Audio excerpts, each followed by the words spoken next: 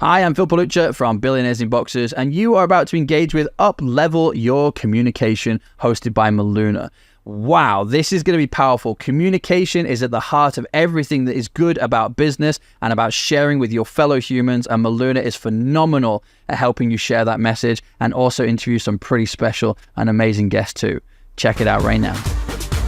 Welcome to Up-Level Your Communication. I'm your host, Dr. Miluna Fausch. Listen to the music of your soul.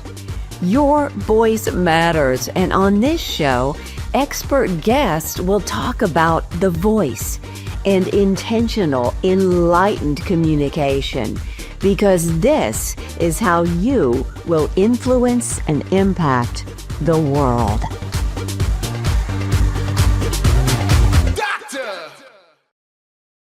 Welcome to Up-Level Your Communication. Now, where do I begin? My guest today has such a robust background and training, and he's just getting started. Dr. Gruder, PhD, DCEP, is a 12 award-winning clinical and organizational development psychologist, a business development specialist, a societal psychotherapist, men's work facilitator, and Wall Street Journal best-selling author. He's been called America's integrity expert and the polymath of human potential. You gotta love that. He equips purpose-driven individuals, organizations, and helping professionals through keynotes, training, consulting, and media interviews. He is dedicated to enlightened leadership, ethical business practices, and wise governance. Dr. Gruder helps shape a spiritually elevated future that harmonizes self-sovereignty and societal well-being. He also hosts his own show on X-Zone TV channels, Reimagining Humanity's Future and Yours. I cannot think of a more timely conversation for the world right now. I just shared with Dr. G, I'm a little worried about humanity. So please welcome to the show, Dr. Gruder, or as I call him, Dr. G. Well, thank you, Dr. M. It is a pleasure, of course, to be with you, and I'm looking forward to our conversation. Thank you. Thank you. You have a message for humanity. Reimagining an elevated future for humanity and having a practical roadmap for harmonizing personal freedom and societal well-being so it can emerge are absolutely essential for us to transcend our current state of chronic personal stress, I'm feeling it, I confess, and societal divisiveness. Now, Dr. G, as I said, I'm a little concerned. Are we not at what is possibly the most critical tipping point for humanity that we've yet seen? Yeah, I believe so. I mean, we're at the turning of an age, and everything is being brought into question and being undermined or challenged or rebelled against, et cetera, et cetera.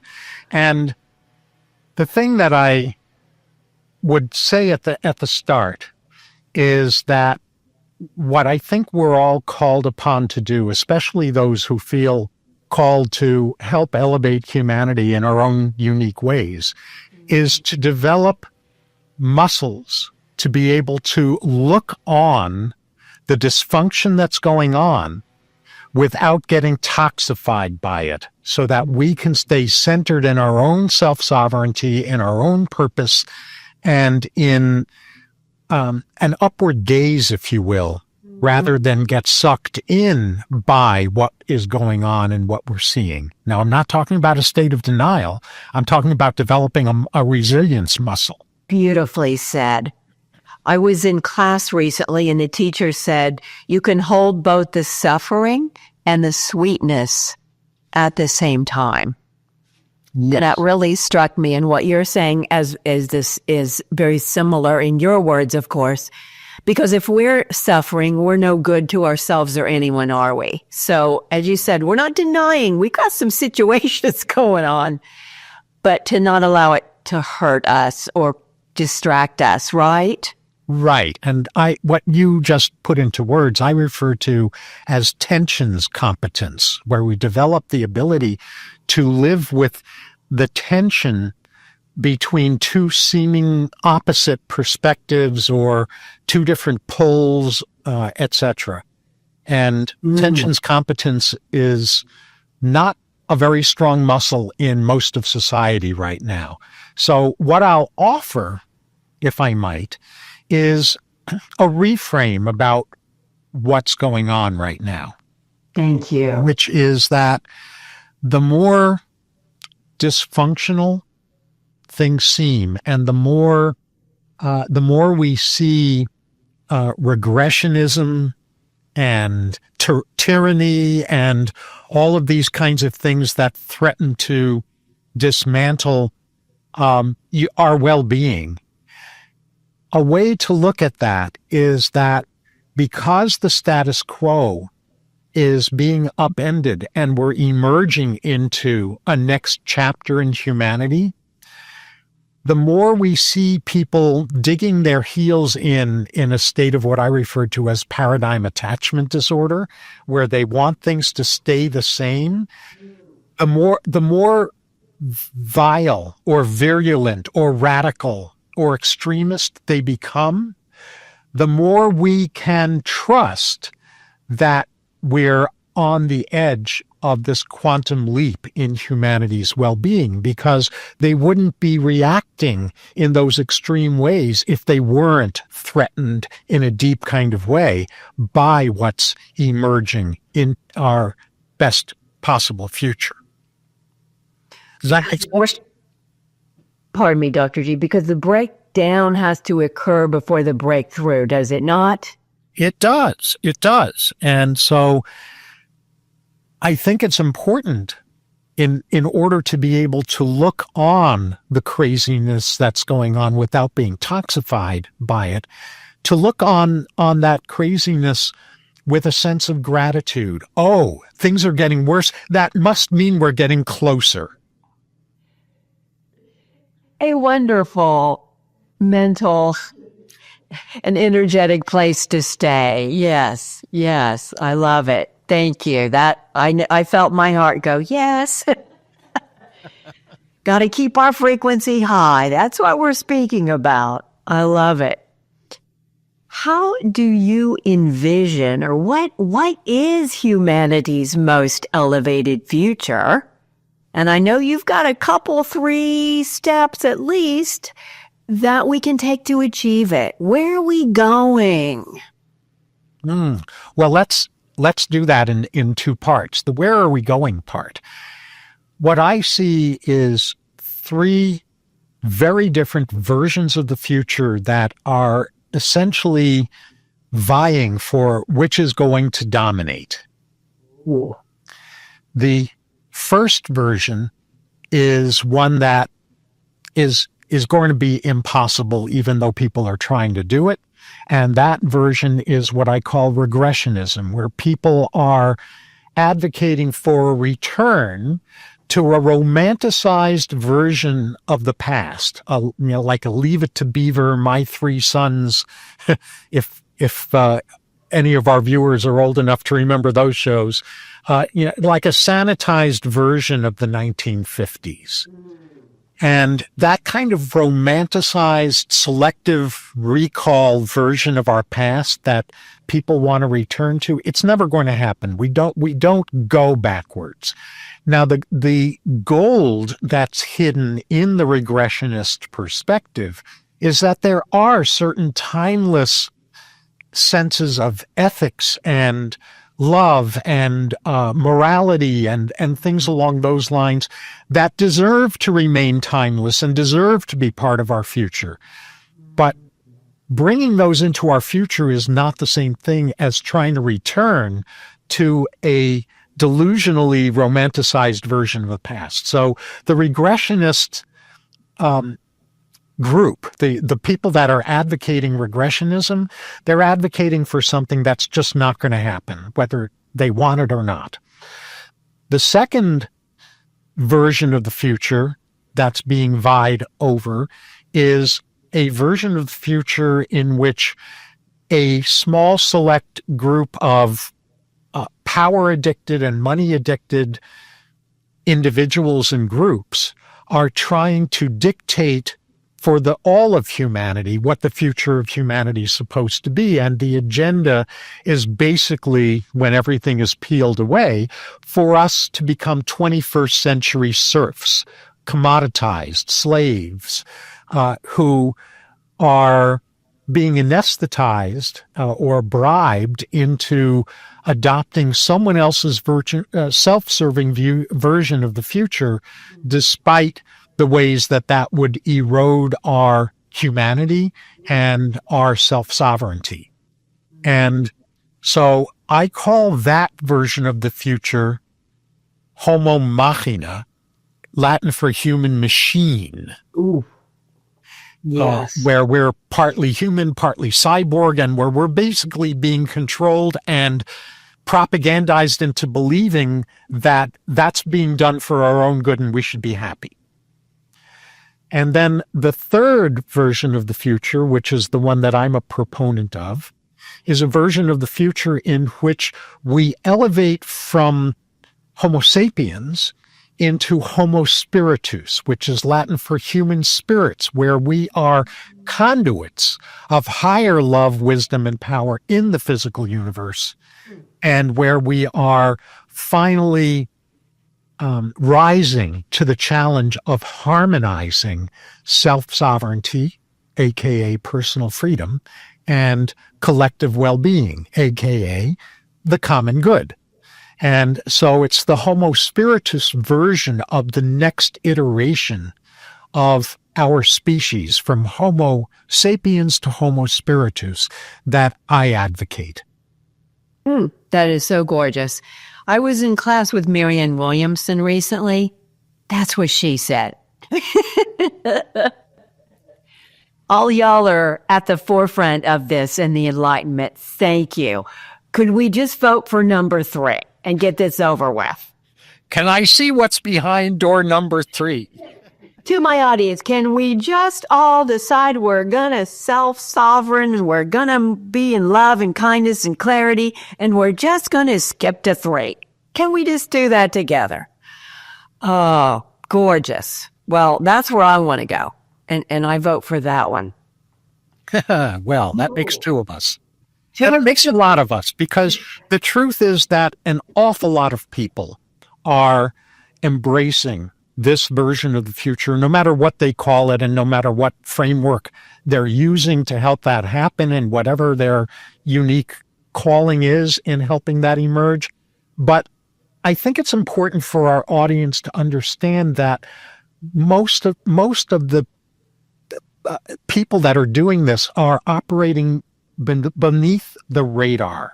And so they're not the ones that are making the over-dramatized headlines covered in both legacy media and alternative media. So don't be confused or seduced into believing that just because you're seeing the radical extremists getting the media coverage, that means that nobody's working on what you and I are talking about today. Lots of people are. They're just not in the news. Let's take a breath together, audience, because we love you. And as Dr. G said, don't be seduced by what you see and what you hear on news. And that's around the world at this point. All right. Wow. What specific challenges do you believe are preventing us from harmonizing this personal freedom, ourselves, and our societal well-being, all of us being connected as humans? I love your question. Well, I think what mostly prevents us from doing this is that some of us have forgotten, and many of us never learned what the audacious vision is of a free society. The vision that in the birth of the United States was meant to not only create a new country, but was meant to serve as a beacon to the rest of the world, not to convert the rest of the world, but as an upward gaze light about what a society could be like. And the audacity of that vision, despite all of the imperfections that surrounded the inauguration of the United States, is where we have a society that is committed to harmonizing personal freedom and the common good, if I use the wording from the U.S. Constitution, which I call self-sovereignty and societal well-being, rather than pitting one against the other. And that's what requires tensions competence. And for the government of the country to be a servant to its citizens, not to itself or to special interests. When people don't know that that's the heart of the audacious vision that gave rise to a country that was supposed to model that to the world, they don't know what to rally behind. They don't know what to stand for. So that's one of the big things that's getting in the way, is that people just don't even have that vision. They're being seduced into a narrative that says either self-sovereignty or personal freedom is more important than anything else, or the narrative that says the common good is more important than anything else. And those are false flags. Those are opposite versions of delusion, because the challenge is harmonizing the two. The word audacious. And I can still, I hold a vision for our country returning to what I call, that's our sacred purpose, as you so beautifully illustrated. We are so off track, but we already know that. So let's continue. So how can we incorporate your roadmap, which I think you're going to give us now? This is so many, these questions have so many parts. Your roadmap or steps for us to harmonize personal freedom and societal well-being in our daily lives. Dr. G, what can we do? Yeah. Well, let me give a little context, and then I'll provide the ingredients. The context is that I've been involved in the human potential movement since the 1970s. I've occupied administrative roles, leadership roles, research roles, trainer roles, keynote roles across many segments of the human potential field. And what I've seen is that the human potential field has gotten stuck. It's gotten outmoded, inefficient, and in some circles even corrupt. And the reason that happened is because what we were trying to do, and ended up succeeding largely at doing, starting in the 60s and 70s, is that we were trying to heal in the Western world the Cartesian split, the mind-body split, the mind-body-spirit split, to be more specific. And so we were looking at integrating mind, body, and spirit. And that was important developmentally for us to go through. And I don't think that was a mistake. That was a necessary next step, but it's not the final step, because in the final analysis, reuniting mind, body, and spirit is me, and me. And the next evolution in the human potential field has to expand from that. It needs to include that, but it needs to expand from that to me, we, and us all, to authenticity. That's the me part. to relationship integrity and collaboration, which is the we part, and impact, societal impact, societal well-being, which is the us all part. When the human potential movement expands into that version of human potential where a whole self is 1/3 authenticity, 1/3 connection, and 1/3 impact, that's where we get to catapult forward into Homo Spiritus future, if we're being guided by higher love, wisdom, and power in making that shift. So that's the context. And if that's clear enough as a context, I'll get into what I've assembled that accomplishes that. Does that make sense as context? It really did. Loud and clear. You broke it up. We've got the thirds. Our brain loves those little patterns. So yes, please continue. Sure. Thank you. We're hearing you. Thank you. So what I've developed, or I can't even claim to have developed it, what I downloaded was a 5-ingredient blueprint for helping this happen, for each of us to help this happen in our own unique ways. It's called the SPARC blueprint because it turned out that the 5 ingredients, the first letter of each of the 5 ingredients formed an acronym, SPARC, not SPARK, SPARC for SPARC. The first ingredient, the S in SPARC, is shatter spells. We cannot envision an elevated future for humanity or our role in helping that emerge as long as we are seduced by the societal spells that are floating around, spells, faulty programming around happiness, health, prosperity, patriotism, and problem solving.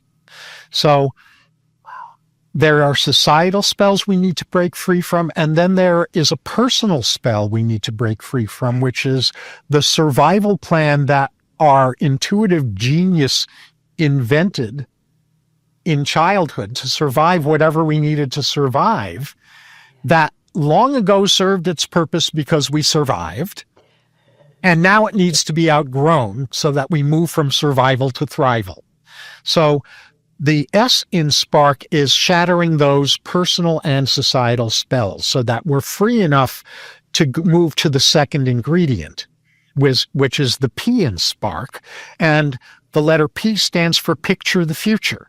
So once we're free from spells, we are finally free to actually envision or picture the future we most want for humanity and for ourselves and for our descendants and for our loved ones and for our business, whatever it happens to be, the most elevated future of that. And once we are clear about that future that we most want, then we move into the A in SPARC, which is for align. And what we're doing there is we're aligning our purpose with that future that we most want to emerge. And our future, or our purpose, from my perspective, has 2 prongs to it, unlike what's usually talked about in the purpose-based world, where what they're primarily focused on is one of those 2 purposes, which is what I refer to as our impact mission. The other purpose that has to be harmonized with it and needs to play well with it is our soul growth mission. Because people who are quote unquote purpose driven, they're so on fire about the positive impact they want to have on the world that they tend toward self-neglect and relationship neglect. And on the other hand, when people are really clear about both their soul growth mission and their impact mission, they're immunizing themselves against the seduction of self-neglect in service of trying to make a better future. So the align element is where we identify and commit to our soul growth mission and our impact mission as our higher purpose in articulating our unique role in helping the future we most want to emerge. So that's the A. Once we are clear about the future we want and our role in helping that emerge, that leads us into the R in SPARC, which is to rise our capacities to actualize our unique role in helping that future emerge. And that's all very customized because each person needs to be helped to identify what capacities, mindsets, skill sets, habits, procedures, et cetera, are going to be the most useful for them in helping them walk the talk, embody their purpose, and facilitate as influencers and leaders. And that then leads to the C in SPARC, which is collaborate. And collaboration has 3 ingredients to it. One is to make sure that we have at least a primary mentor, and maybe more than one mentor, that helps us with this journey, that helps us stay on track, helps us continue to develop, helps to point out our blind spots and to help us fill in those blind spots. And so we have mentors, we have community that we're collaborating with, which is people who are not simply like-minded. That's the least of it. Like-hearted and like-spirited is much more important. I view it as diverse-minded, like-hearted, and like-spirited. Community that is of people who are also dedicated to helping humanity elevate itself so that we as influencers and as leaders don't succumb to the trap of what I call leading edge loneliness, which is that anyone who's on the edge of the frontier of the next evolution in humanity is going to be prone to feeling alone unless they're aligned with a community of like-hearted, like-spirited, diverse-minded people. And then the last part of collaborate is to identify and align with initiatives or organizations that help us to amplify the actualization of our calling in helping that elevated future emerge. That's the SPARC blueprint in a nutshell, and that's the boots on the ground way of turning a good idea like Homo Spiritus into practical action steps for us as individuals. You heard it here first. Well, maybe not quite, but maybe some of us. Yeah. I know you're unpacking this and unrolling this now, so thank you. That's clear. Each piece is complex, and I absolutely love that you went beyond like-minded because that's always bothered me. And now I know why. It's diverse mind, like-hearted, and like-spirited. I find myself moving into new communities, starting my own community. We moved cross-country, so it could be all of those things and more, yes? People might relocate and move this year. We've got all sorts of things. We've got the year of the snake now. Happy Lunar New Year, right? We went from dragon energy to snake, which is on the earth.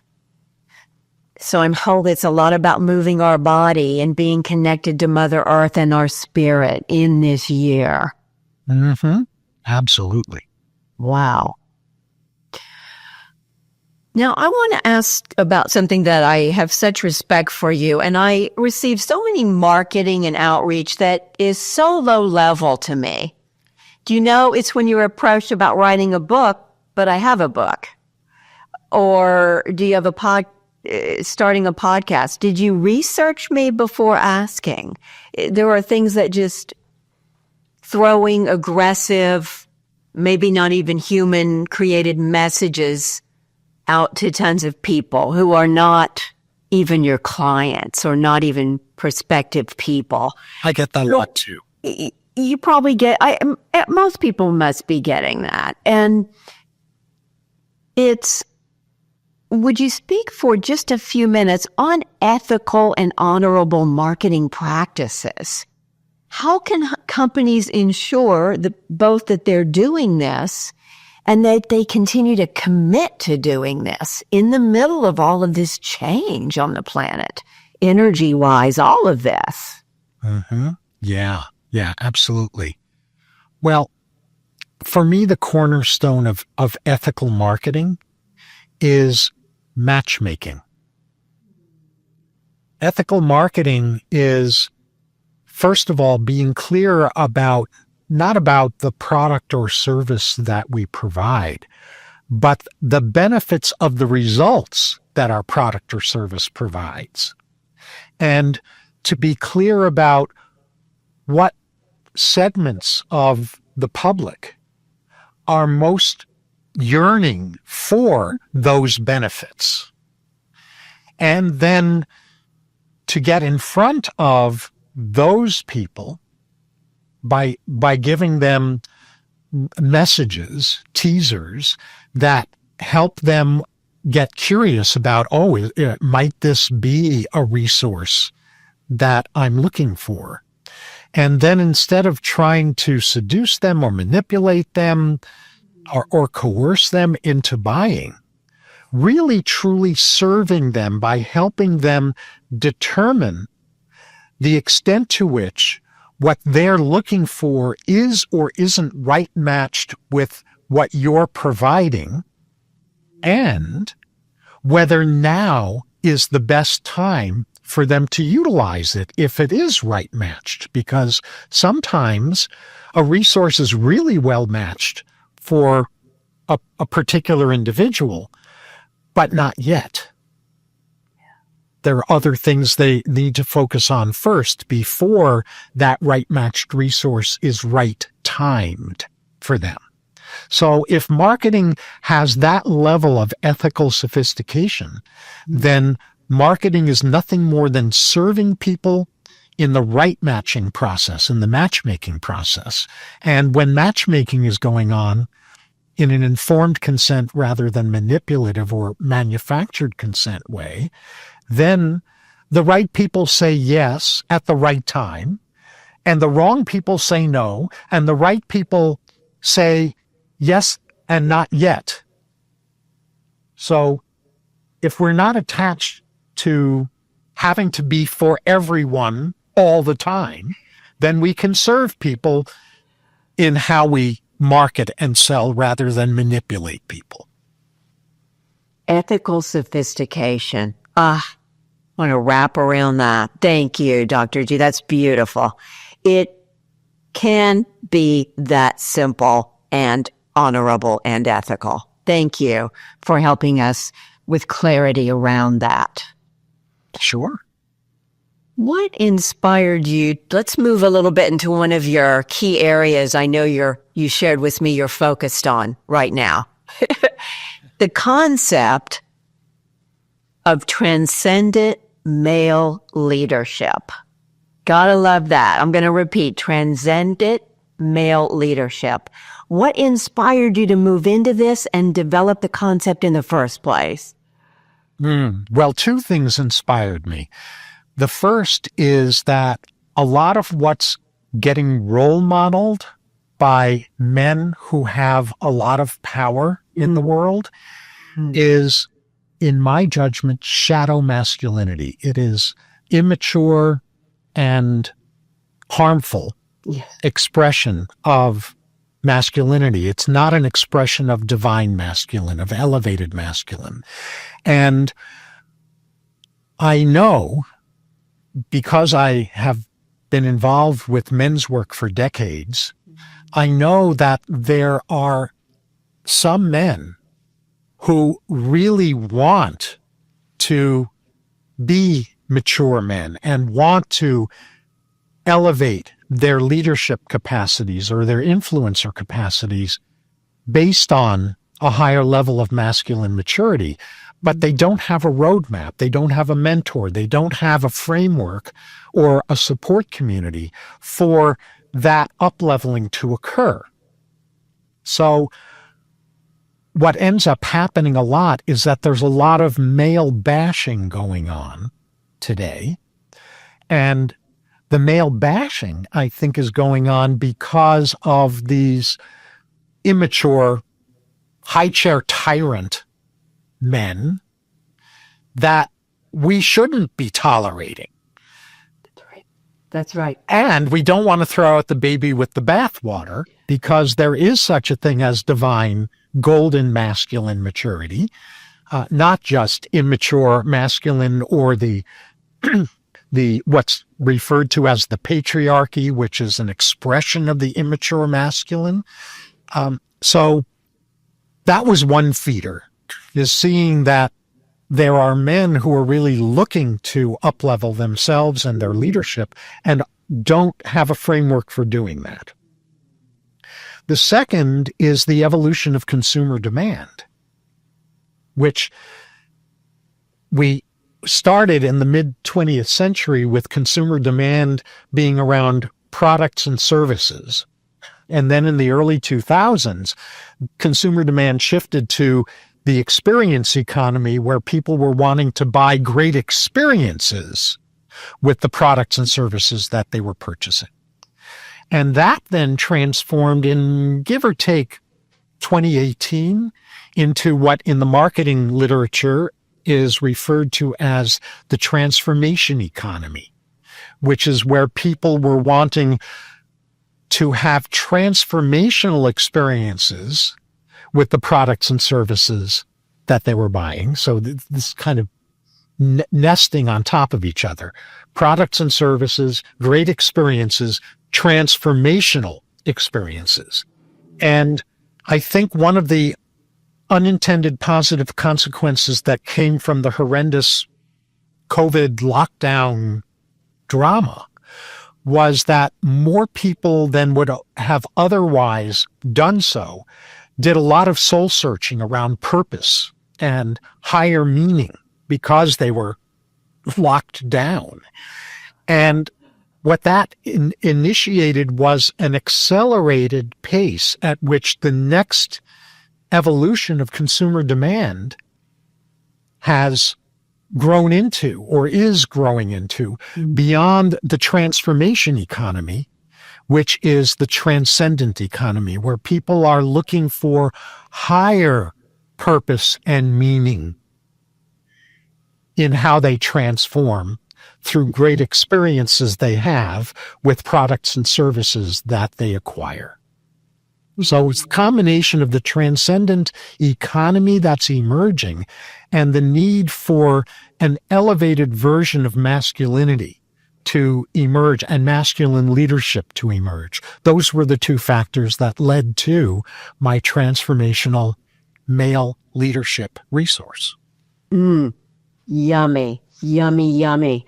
And how do you think redefining masculinity in leadership will contribute to transcending and moving beyond the personal stress and the divisiveness in our country over everything from politics to money, personal rights, freedoms? Well, there are a number of moving parts to that, but I'm just going to focus on a couple of them. The first and most primary one from my perspective is for men to really become ambidextrous in the two forms of love that are both equally important. So there is a form of love that is embodied by the divine feminine consciousness in all human beings, regardless of male, female, other gender, whatever. And that form of love that's the archetypal feminine in all human beings is nurturance. And the archetypal masculine love in all human beings is challenge, being challenging. And the reason they need to be wedded together in men, because they aren't, is that nurturance without challenge leads to entitlement and narcissism. And challenge without nurturance leads to shame. So in elevating masculinity, if we start as men with a commitment to learning how to embody nurturance love and challenging love, and how to wed or harmonize those two forms of love in how we interact with people and how we lead, that creates a strong foundation for the rest of what's needed in elevating masculinity into divine masculinity. This is good. For all my men in the audience, you're hearing Dr. G, yes. Talk about a different experience, an elevation of your very life, your purpose, your happiness, the love for yourself and your family and people who work for you, right? Why don't we love everyone? Yes, we do, and we can, and I don't like the word should, but why not love everyone in all of the ways that we can? Some are romantic, some are our best friends, people we work with. Isn't there enough love for everyone and everything? Oh, the source of love is infinite, of course. There's no limit to this, is there? I don't think so. Right. But if men think it's a never ending, we can't measure it. Sometimes we can't even put it into language. There's nothing like it. And I don't even like the word unconditional love. I've been saying fierce and radical. Be brave enough to just love the heck out of that. And all the people, even if you don't like some people, love them anyway, right? Right. Because, there are some men who, because they saw the shadow in over-challenging, challenging masculinity, they embraced nurturance and throughout challenge. They became what I became in the 1970s and 80s and 90s, a new age sensitive guy. And so there are certain men who saw the shadow side of masculinity and went to the other extreme and became incomplete men in the opposite way by only embodying nurturing love. And then there are plenty of other men who don't know how to nurture, and they're all about challenge, and they don't care about the collateral damage they do in being steamrollers and trying to get their agenda implemented. And that's dysfunctional use of challenging energy. The 20th century theologian Reinhold Niebuhr said it really well. Our job as helping people, as people who care about making a positive difference in the world, is to comfort the afflicted and to afflict the comfortable. Well, that's nurturing love and challenging love.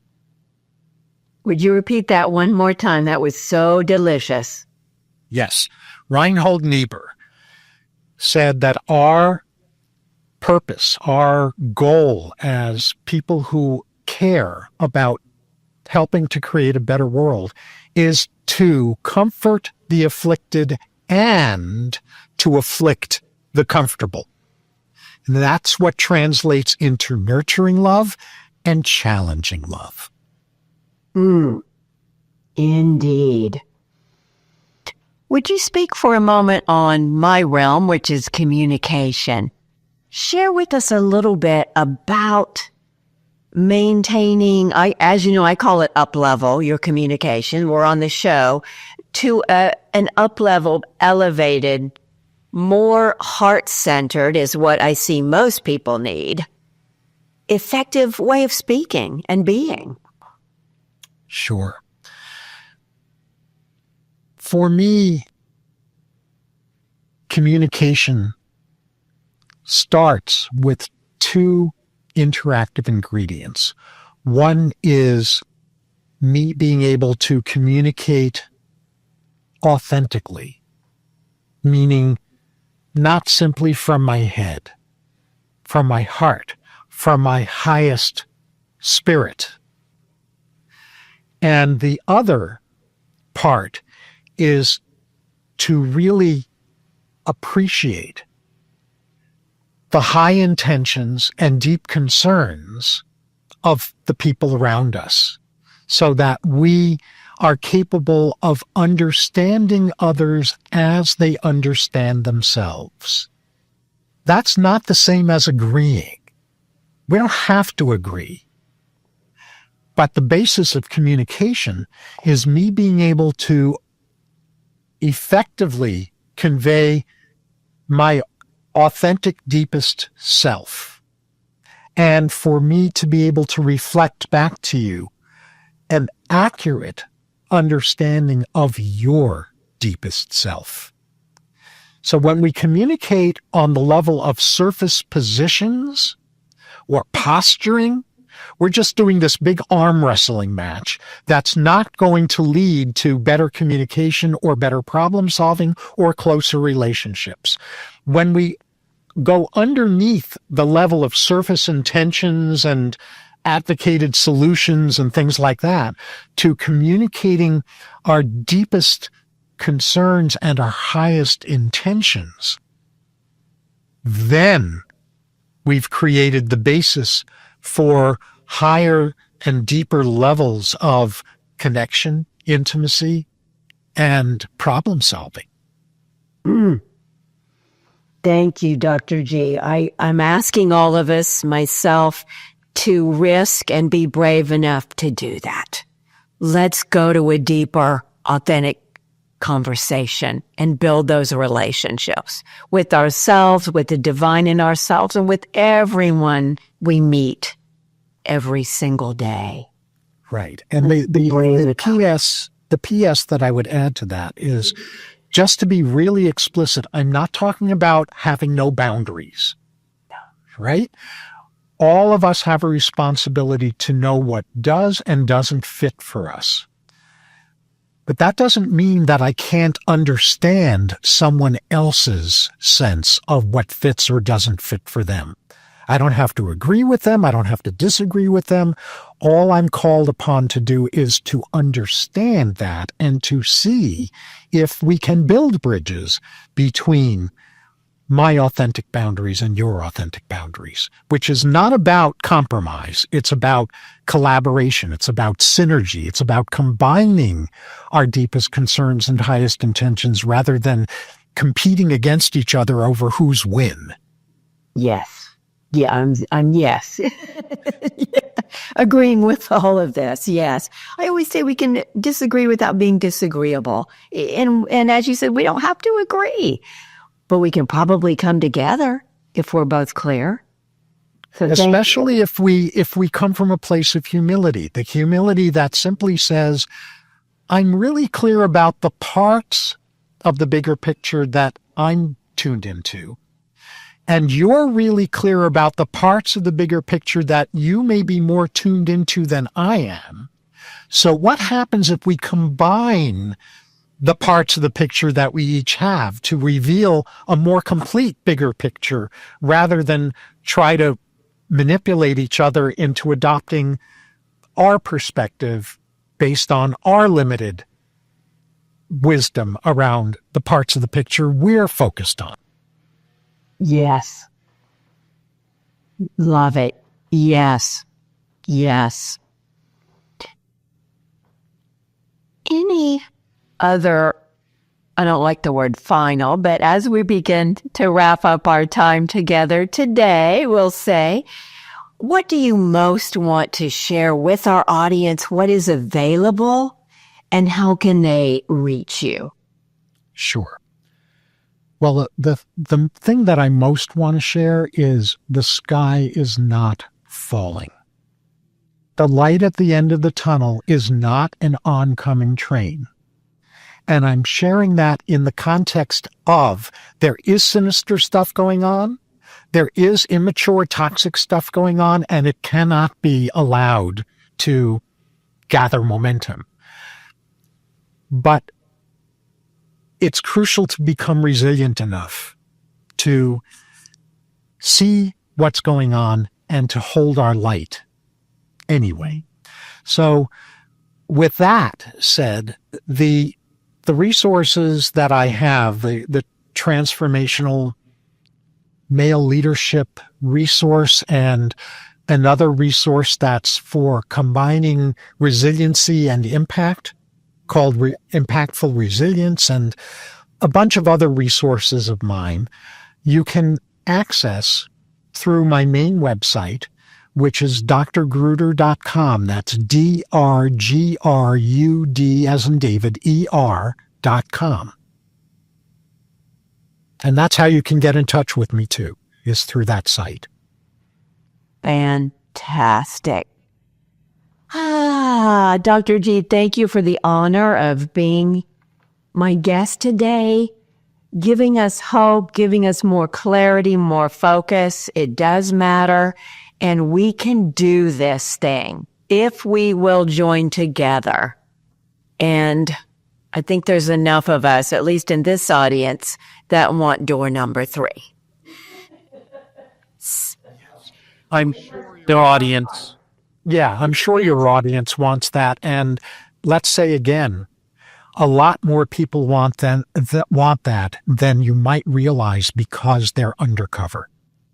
Some of us are under the radar. We're not on mainstream TV. Not right now and not yet. But it's true. A lot of beautiful souls, I believe, are desiring and co-creating the very same thing.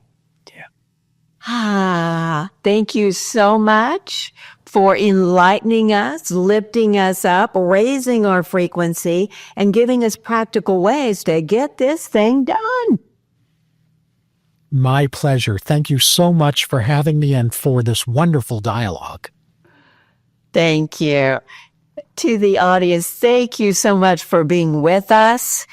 Stay tuned for the next episode of Uplevel Your Communication. And we'll say bye for now. Thanks for tuning in to our show. If you'd like to have a conversation about how developing your communication and presence skills will connect you to opportunities, impact, income, and fulfillment, let's talk about your future. Go to milunafausch.com and book a conversation with me. You can also find out more about my Forbes book and our podcast music, Strong Body. Thank you for enjoying this content by Billionaires in Boxes. If you would like to be a guest or a host, be sure to get in contact with us at billionairesinboxes.com.